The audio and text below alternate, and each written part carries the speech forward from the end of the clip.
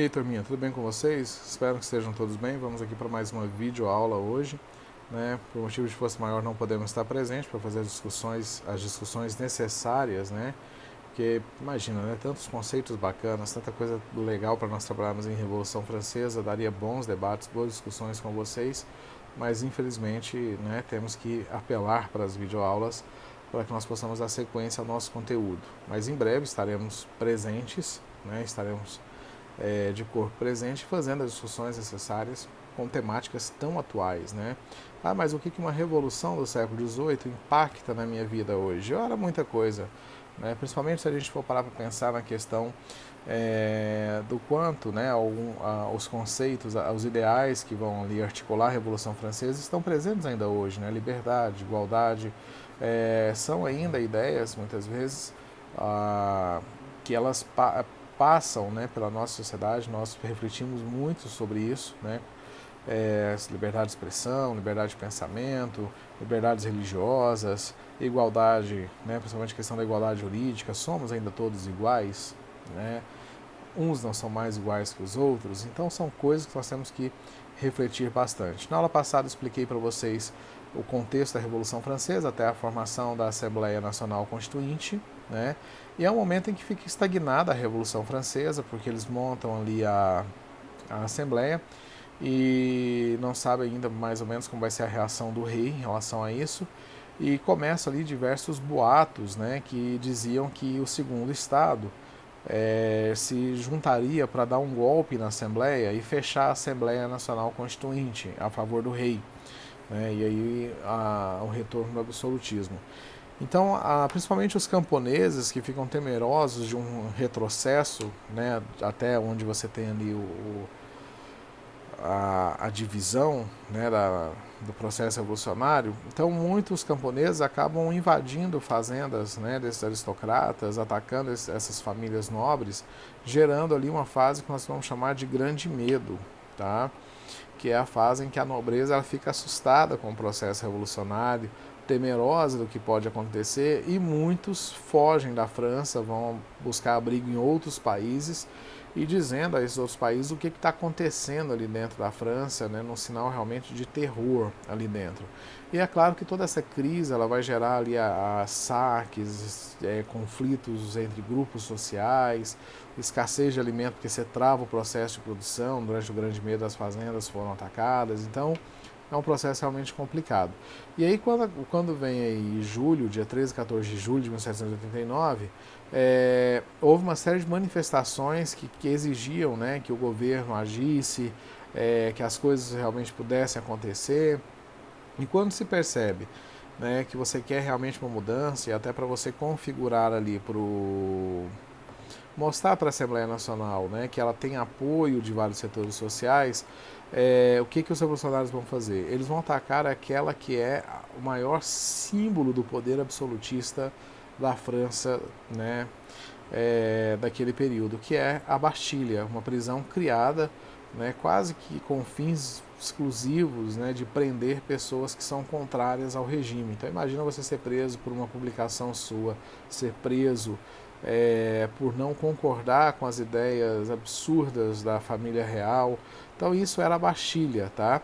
Uma coisa que vocês têm que lembrar sempre é o seguinte: no processo revolucionário, a destruição de símbolos ela é sempre essencial. Então você destrói símbolos para que você possa abrir espaço para o novo. Então os símbolos sustentam, né, aquilo que está, né, o status quo daquilo que está dominando. Então quando eu derrubo os símbolos, eu tô dizendo que está vindo uma nova era, né? Então toda vez que eu quero derrubar governos, a destruição de símbolos ela torna-se essencial.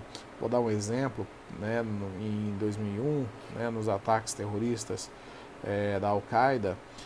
Se a gente for olhar quais eram, porque eles conseguem derrubar as torres gêmeas, né, que era o símbolo do poder econômico norte-americano, mas ainda havia uma tentativa de destruição da Casa Branca, que era símbolo político, e do Pentágono, que é símbolo militar.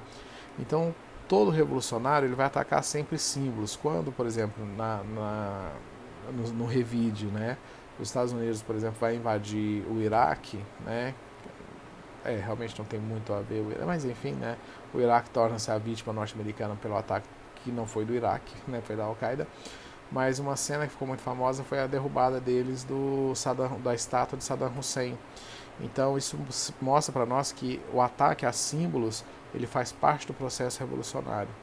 Estou dizendo que eu não aceito mais o que foi estabelecido anteriormente. Tá? Bom, tomada a Bastilha, começa o processo então da Revolução em si.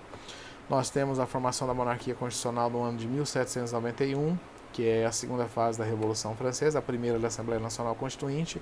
Ela vai de 1789 a 1791, e a segunda fase começa em 1791 com a Constituição sendo aprovada. Tá? Essa Constituição ela vai tornar os poderes da França independentes, ou seja, a França vai passar a ser uma monarquia constitucional, muito parecido lá com a Inglaterra, né, na divisão dos três poderes, a lei está acima de todos, mas a gente ainda percebe, né, que nessa fase você tem a burguesia tentando consolidar os princípios iluministas a seu favor. Por quê? Porque nessa fase aparece a questão do voto censitário, que é o voto por renda, ou seja, o voto não é para todos, e só homens votam, né? E eles mantêm a escravidão nas colônias, mas eles retiram ali os encargos feudais e retiram também, né, o mercantilismo, colocando aspectos do liberalismo, a economia de livre mercado. E eles também vão aprovar, né, um pouco anterior à Constituição, é aprovada a Declaração dos Direitos do Homem e do Cidadão, uma carta extremamente importante que firma-se os aspectos das liberdades individuais, os princípios, né, que nós chamamos de liberalismo político, até os dias atuais. Uma ressalva em relação à Declaração dos Direitos do Homem e do Cidadão e das mulheres, né? Essa pergunta que vai fazer são as próprias mulheres dentro da França revolucionária. Ora, cadê as mulheres? A Olympique, por exemplo, ela vai questionar muito essa questão, porque ela vai perceber que a revolução é masculina, né? Os homens eles sufocam as mulheres, não dão a devida importância à participação das mulheres no processo revolucionário. E olha que elas foram muito importantes.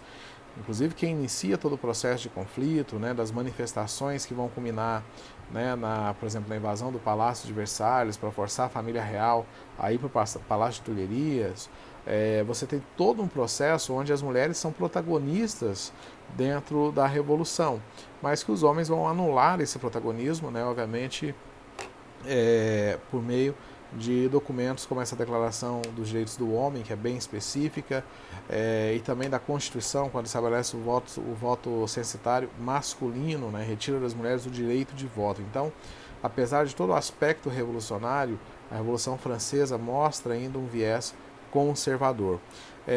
Muitos nobres, durante esse período, vão se refugiar em países vizinhos, porque eram ligados à monarquia absolutista, perdem seus privilégios, principalmente porque a Constituição determina ali o fim das questões feudais.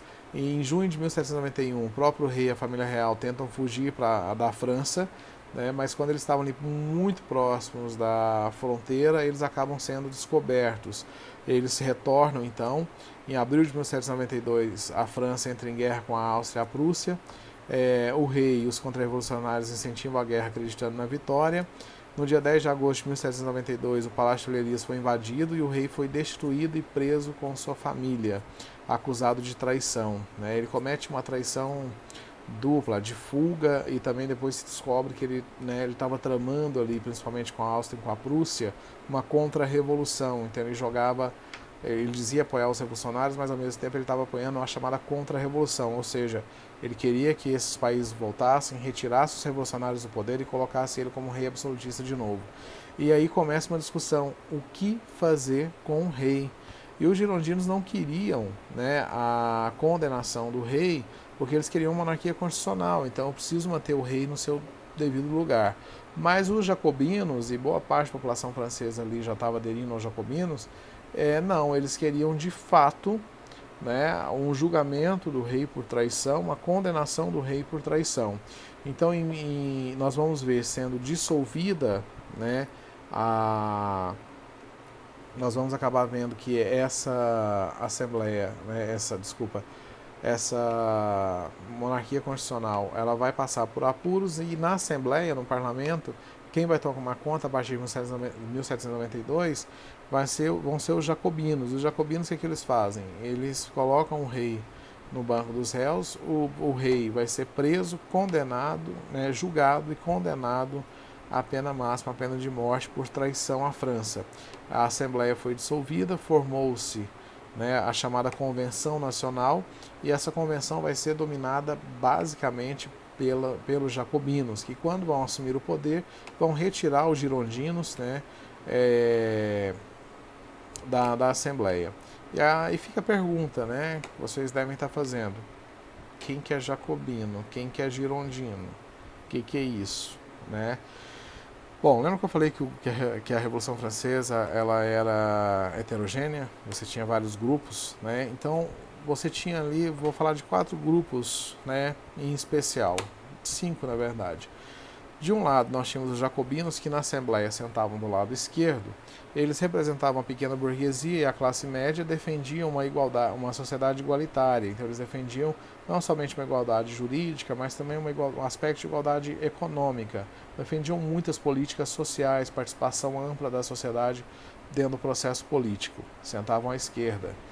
À direita estavam os girondinos, né, que eram republicanos moderados, representavam o interesse da grande burguesia comercial e também dos nobres ligados ao liberalismo, né, não aquela nobreza ligada ao antigo regime, sentavam à direita. No centro você tinha a planície ou pântano, né, que era um grupo que ele se opunha ao radicalismo tanto de um lado de outro, é um grupo que está mais ali na esfera do poder, ele não tem uma definição ideológica como jacobinos e girondinos tinham. Né? E você tinha os cordeliers, que eram ligados a um outro grupo chamado de sans-culottes, que eram republicanos que defendiam mudanças mais profundas na sociedade, como o fim da propriedade privada e uma reforma agrária. Esses grupos ligavam-se mais também aos jacobinos sentados à esquerda. Por que eu disse onde eles estavam sentados? Para vocês entenderem de onde vem o nosso conceito de direita e esquerda na política. Tá? Que não quer dizer que está no governo ou está fora do governo. Né?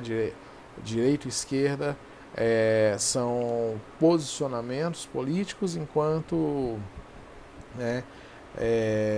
posição e oposição é quem está no governo. Quem está no governo é posição, quem é contra o governo é oposição.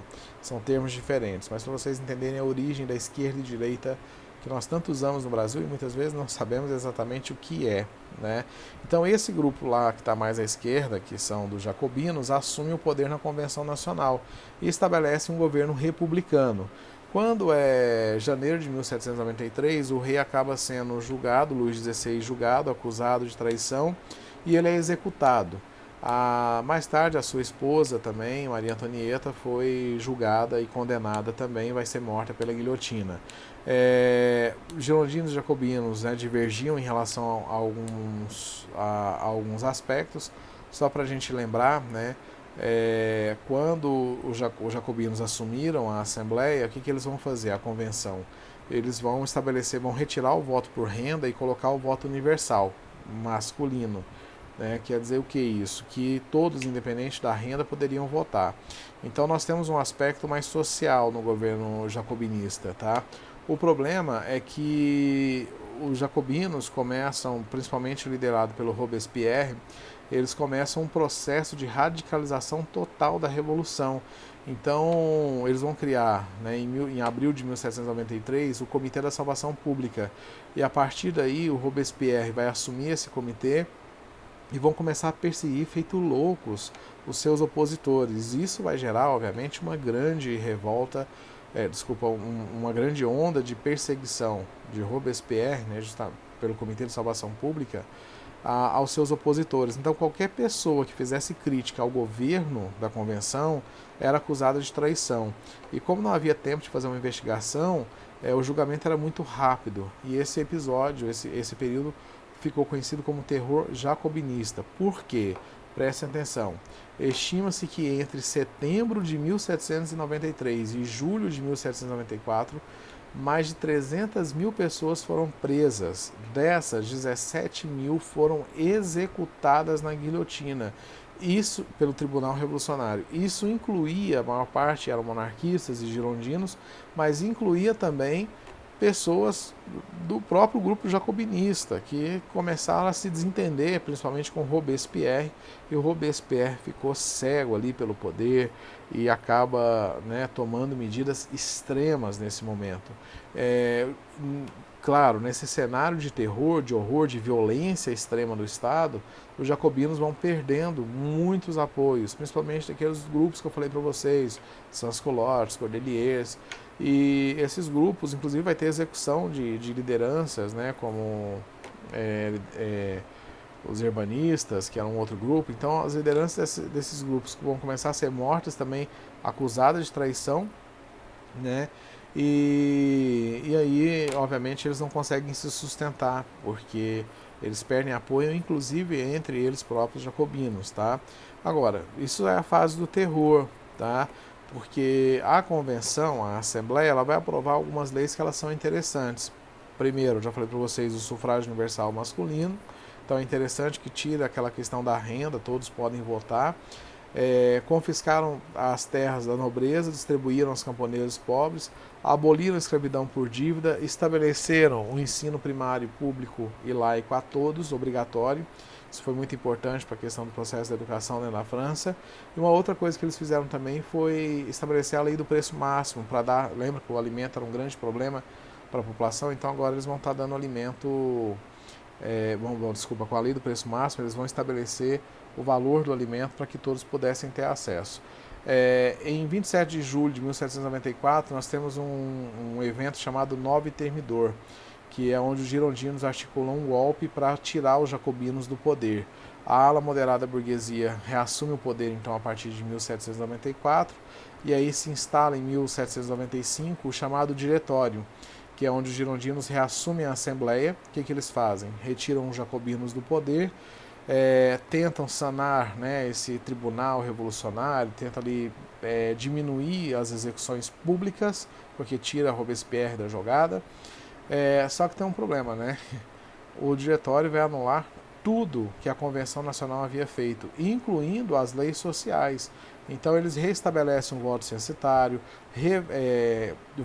retornam com a escravidão nas colônias francesas, retira a lei do preço máximo, ou seja, todas as conquistas sociais, que é o que obviamente os jacobinos não queriam que acontecesse,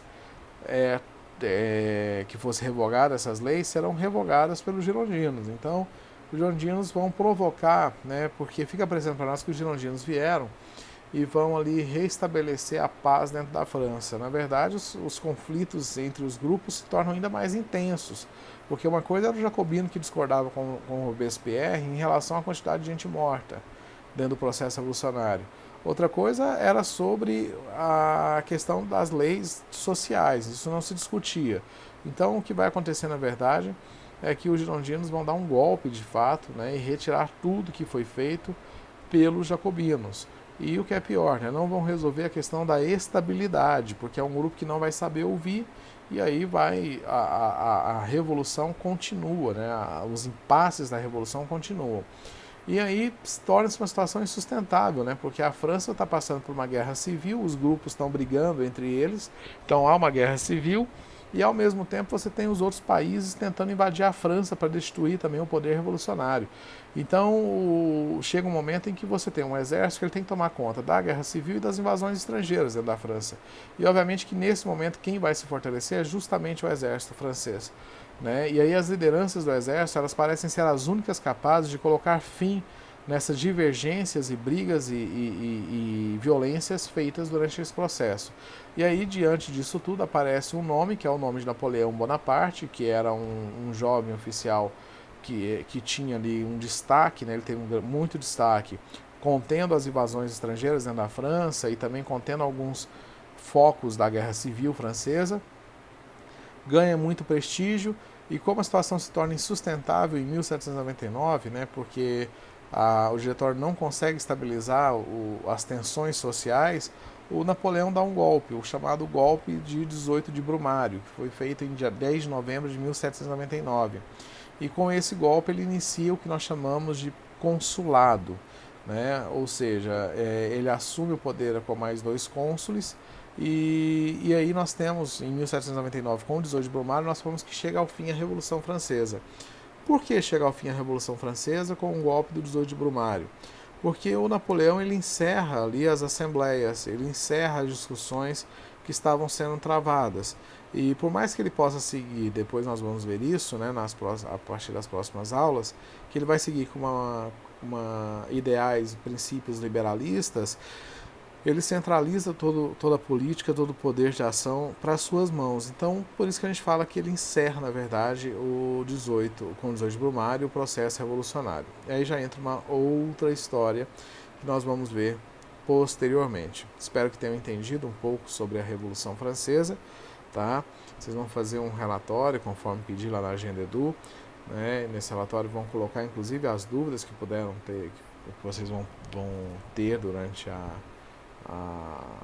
ao assistirem esse vídeo, tá? Para que vocês entendam o processo revolucionário da França certinho, tá?